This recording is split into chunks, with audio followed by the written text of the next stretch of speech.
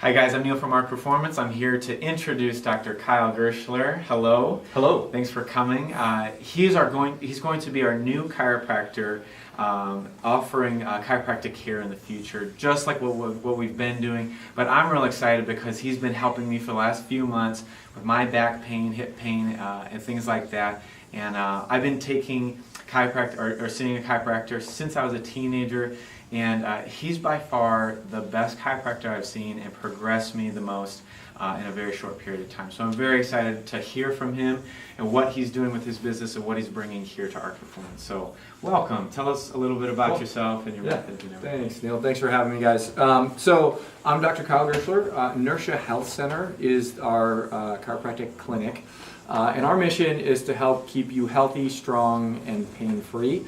In the pursuit of that mission, we use a lot of different tools to help people. So, and everyone's a little bit different. We don't treat everyone the same, but everything from myofascial release to rehab to chiropractic adjustment to really problem solving different pain issues for getting to the root reason of why someone is really having an issue. That's kind of what we specialize in and what sets us apart. Before we get into kind of the nuts and bolts of the low back talk here, I just want to give you a little bit of my personal story. I was an athlete when I was very young. Baseball was my sport, and I thought I might be a professional baseball player. I threw very hard, lit up the radar gun at a young age. At 16, a Kansas City Royal Scout was giving cards to my dad saying, "Hey, we're going to follow your son." Like, I was like, "Hey, this might be a thing," you know? At that point, my shoulder started slowly disintegrating, and it came to a head when I was 17 in a practice. We were in the outfield doing do or dies home, which means we're pretending it's like games on the line, you're trying to throw the runner out at home. And I came up and I just like gunned it home on a frozen rope, couple hundred feet. Throw was awesome, everyone celebrated, but like I knew something happened. And what it turns out later I learned is right about here, my shoulder completely dislocated. And I finished the throw with like the full velocity of the arm of the ball. I finished the throw with my shoulder out of its socket. And from that point on, like my shoulder is never really quite the same. So I needed a surgery to repair a labrum and the capsule. I played college baseball, but my arm was never quite the same. That kind of started the process for me of like thinking, hey, what happened here? Why did I get injured when someone else didn't? What could have been done differently so that my shoulder maybe would have had a different chance and would have had a chance to kind of hit my performance peak. So I have a lot of skin in the game. This is like a big passion of mine for that reason. Today we're going to talk about 4 pairs of principles that I think are really important and give you insight into how we think about problem solving pain and performance issues. And I think these things really set us apart. So the first thing is structure versus function. Structure versus function. So I call this the Dave Wannstedt principle. Anyone remember Dave Wannstedt? Coach Wannstedt? Coach Wanney? Yeah, he's a Bears coach. I call it this because I have a vivid memory of him sitting in like post-game interviews or midweek interviews, and he would be talking to reporters, and he'd be talking about an injury that someone has, and he'd say, "Oh, well, he's got a knee, or he's got a hammy," you know, and it's like, well, Dave Wannstedt doesn't know any better, but that doesn't really tell you anything about what happened, what's wrong, or why it happened. But that's the paradigm that a lot of people use that's very different for us. So if you're driving a car and your brakes go out and you smash into a pole, you might say, "Oh, my fender's busted," which is true, but honestly, that's not the most important thing. The most important thing is identifying your brakes don't work, right? That's why it happened, and that's what we spend a lot of time on figuring out in practice. So the function, why something's happening versus the structure. So a great little example of this is we had a patient in the other day. She's been a patient on and off for a little while. Came in, she said, "I have shoulder pain. I was told 9 months ago it was shoulder bursitis." Right? Everyone's heard of this, bursitis. It just means kind of inflammation in the shoulder. Okay, so they said just rest, and it got better, and then she started moving her arm again, and it came back. So this is really typical story that we hear. The bursitis diagnosis is a structural diagnosis. She comes in, says, "My pain is here." They say, or they tell you what's wrong. They say it's a bursitis, which all that really means is your pain is here, right? Versus what's going on with her shoulder that's creating the stress at the shoulder, right? So it's a structural diagnosis, bursitis, versus a functional diagnosis. Why is the shoulder not working well, right? That's a big paradigm shift. That's Dave Wannstedt principle, number 1. Number 2 is the physical versus chemical paradigm of pain. Huge deal, right? So when something is like rubbing or has extra friction or extra stress through it, extra tension through a tissue, you can get pain, inflammation. But the chemical side of that is a big part of it, right? So like the chemical soup, the inflammatory soup you have inside your body can drive pain in and of itself, and we see this with a ton of people. So you may be frictioning a ligament or a muscle or overloading something, but the response your body gets is very much related to what's going on with your pain chemistry inside your body.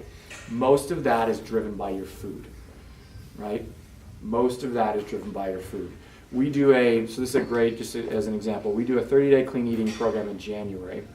Anyone who wants to join can join. It's free. We get people on anti-inflammatory low sugar for 30 days. Every year, like clockwork, 3 out of 4 people say that their aches and pains are either significantly reduced or gone just from changing their food.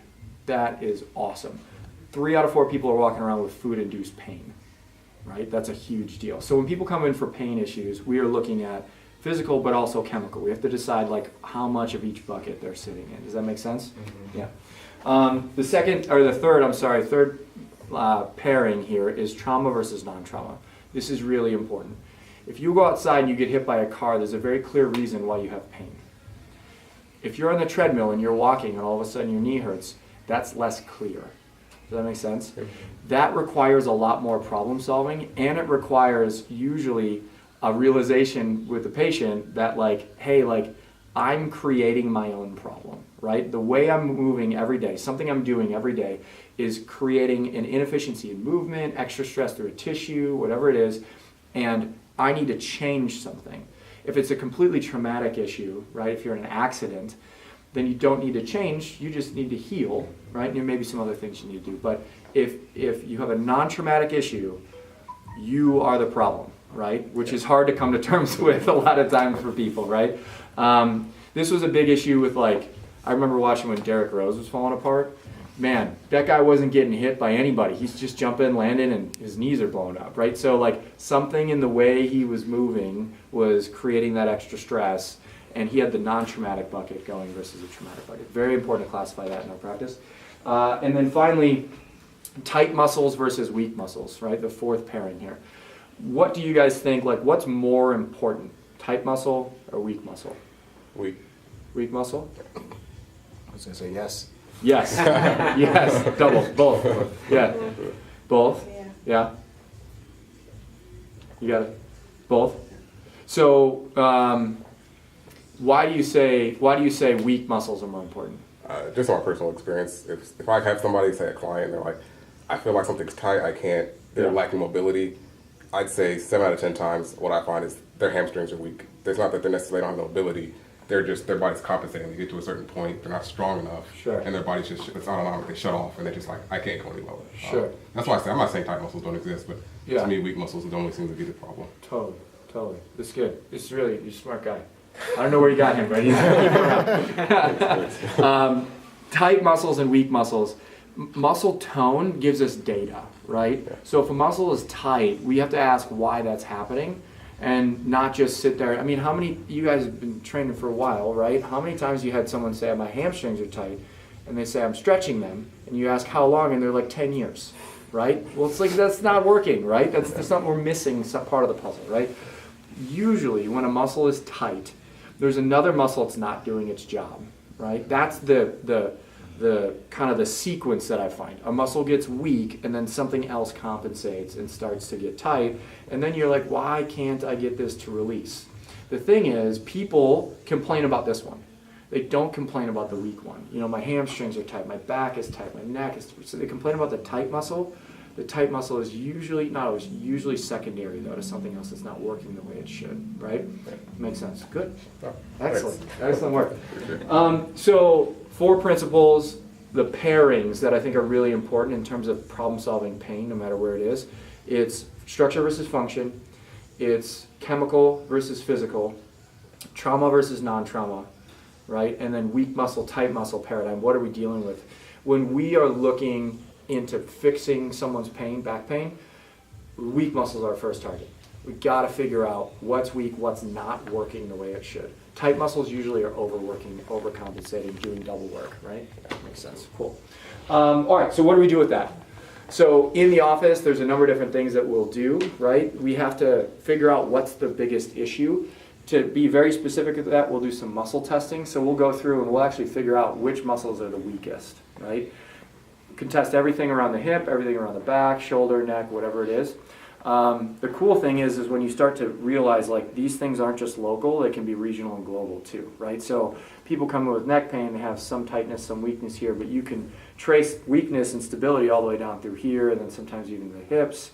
And as you fix that, strengthen that, neck pain gets better, right? So we problem solve that in the office using muscle testing. Treatment-wise, we'll do adjustments, move joints, but the joints we're only moving with the purpose of activating a muscle, right? And then we'll work on tissues, myofascial release, make sure the muscles are moving, the pliability is there as needed. But we shouldn't have to do that like forever in the same muscle, right? You release something, and then you activate something else, and ideally you don't need to keep releasing the same muscle. That's the goal. And then repatterning. So if they have a non-traumatic issue and their movement is their own problem, what we end up doing is taking them through a learning process of how to move differently. And for that, we use the way we move from 0 to 12 months old. Every human being on this earth moves in the same way from 0 to 12 months old, and we have every motor pattern we need to move well at that point in time. So we'll go through and we'll actually have people kind of rolling and crawling and do an army crawl and quadruped and half kneeling and stuff. We've been doing some of that stuff with Neil. And it's foundational. And if you don't have that, it's harder to actually apply like a more complicated movement.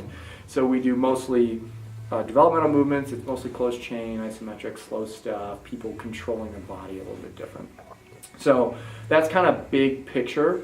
Theory, the 4 principles, and then how we would go about fixing someone. Now, I want to have some fun, if we can.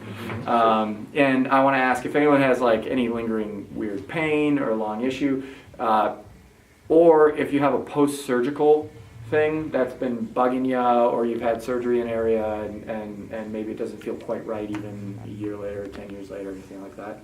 Anybody have anything weird? And if not, I'm just gonna pick someone that had fun. No? Shoulder? Yeah, got some shoulder stuff? Yeah. Okay, coming up. All right. Give him a hand. Give him a hand. Ed, good to meet you. Thank you. The first one's the bravest. Yes, that's right. That's right. Okay, tell me about the shoulder. What's been going on here? Just I only really noticed the pain on any sort of push movement. Overhead pulls or anything seems to be fine, but any sort of push, especially dumbbells, specific to that area, and it seems to go right in the front. You feel it in the front, and you have a martial arts history. I think I heard, right? So and still doing it. Yes. Yeah. Yes. Yeah. Excellent. Are you a lefty or you're righty? I'm a righty. You're righty. Okay. All right. Take a seat for me. Take a seat. So you guys all get to stand. So we'll just poke around a little bit. I want to just kind of feel some tone and tension. Like, it gives us data, right? So if he's got massive tension here, it tells me what he likes to do to stabilize his shoulder. Or if it's back here or here, just might be some good data. Moving the joint around. Seeing how much joint play there is. We'll just move them a little bit, make sure there's nothing like massively wrong. You okay there? Yep. Yeah. You know, so if you had like a rotator cuff or labrum problem, like we tease it out just doing passive range of motion here. But most people, that's not the bucket they're in. Okay, so we're gonna go through and check the muscles in his shoulder. Okay, this is applicable to any joint in the body, right? So if you got back pain, we'll do this for the back, hips, lower extremities, neck, whatever. Okay. All right, so we're gonna go through here. I'm gonna push down. You're gonna resist. Don't let me move you here. Okay. Any pain there? Not really. And here, good, there, don't let me move you.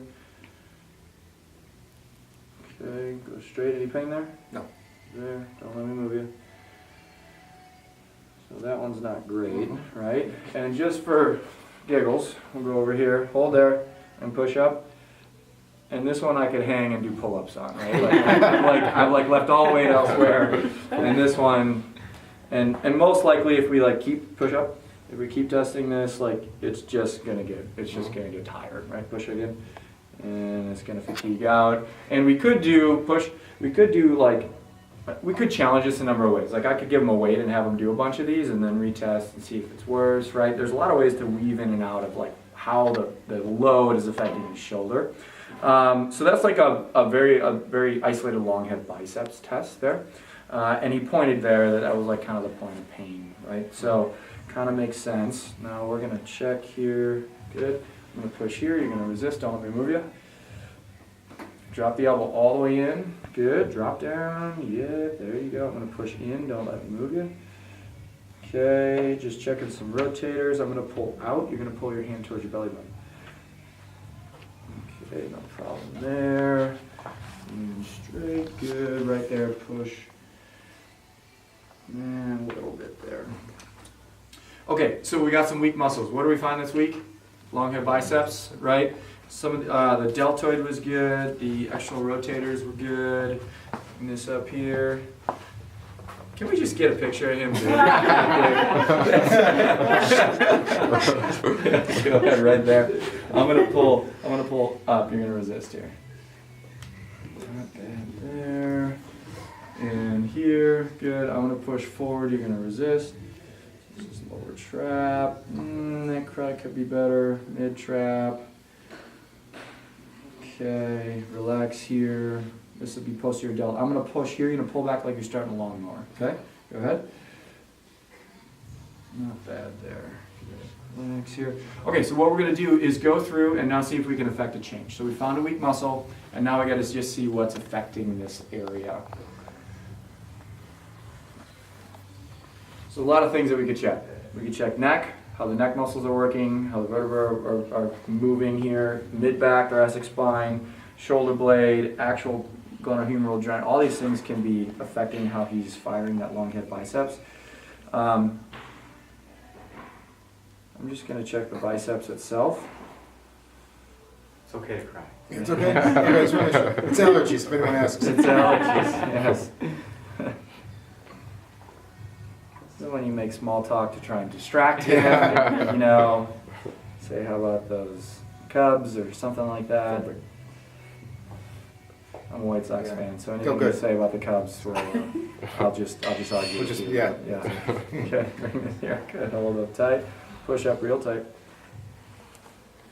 Okay, so that was helpful, better, right? So all we did was work on the biceps itself. Okay, so the order is find the weak muscle, work on like the area manually to see what we need to do to activate the muscle, and then we'd need to give him something to do to lock in the change developmental movement wise, right? So he's got to learn to probably use something back here that he's not using. He's probably using a little bit too much of the biceps tendon long head during his movements. So this isn't enough manual treatment, but it's a great demo for the process here of what we would do. So we'd spend 15-20 minutes on this, and then I'd give him the hardest thing that he can do correctly at home so he can lock in the change. Does that make sense? Yeah. And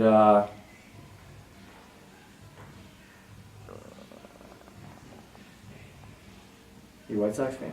Bruce. Oh, okay. Well, It's not Cubs. I'll take it. Yeah. Yeah. Good. Bring this here. Good. Hold it tight, real tight. Push up. And that's a ton better. Now, what can we do? We can give it all sorts of different exercises. One of the things I might do is lay on your side, face the audience, with the head over here, if you will. So this side down. And slide that way just a little bit. And slide back towards me. So one of the developmental movements is turning from back to front. And you have to be able to stabilize that through both hip, center core, and shoulder. And we can isolate those things if we would like, right? So what we'll do is take him and separate shoulder and kind of cervical spine there. Good. Make sure the distance between the ear and the shoulder is good.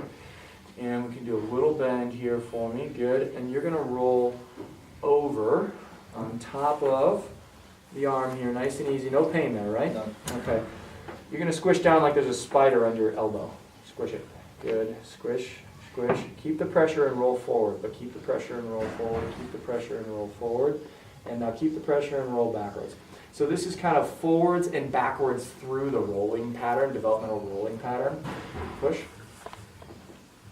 Push, push, push, push, push, push, push, push, push, push, push. Good. Keep the pressure. If the pressure lets up, the spider escapes and eats your family, right? So you just gotta keep it trapped here. Push, push, push, push, push, push, push. And nice and slow back. Push, push, push, push, push, push, push, push. Squeeze, squeeze, squeeze. You feel it work in the back of the shoulder. Good. Sit up here for me. So long head biceps wasn't working. We can use that as an indicator, right? So here, boom, there. Push straight up here again, real tight. And that feels good, it's rock solid, right? So between the manual work and the work we just did from an exercise standpoint, to activate the back of the muscle and lock in the change, like the back of the shoulder here, we would give him that for homework, and that's what he'd be doing for homework, right? And then we would say, sir, how much McDonald's have you been eating lately, right? And we would ask about inflammation and diet and everything, because that really does make a difference for healing and pain and all that stuff. So. Very good. Thank you very much, sir. Appreciate it. Yes, round of applause. Round of applause. Yes. So that's the process, right? And you can do that with any joints, any area, any region, and the body. And figuring out what's not working is the most important thing, and the thing that we're after. So this is a good, quick example because he's an active guy and he had a really easy case. It can get way more complicated than that if they have more trauma or a history of deconditioning or not being active for a long time. But that's the process. If you have questions, feel free to grab me afterwards. Thanks. Yeah, thank you.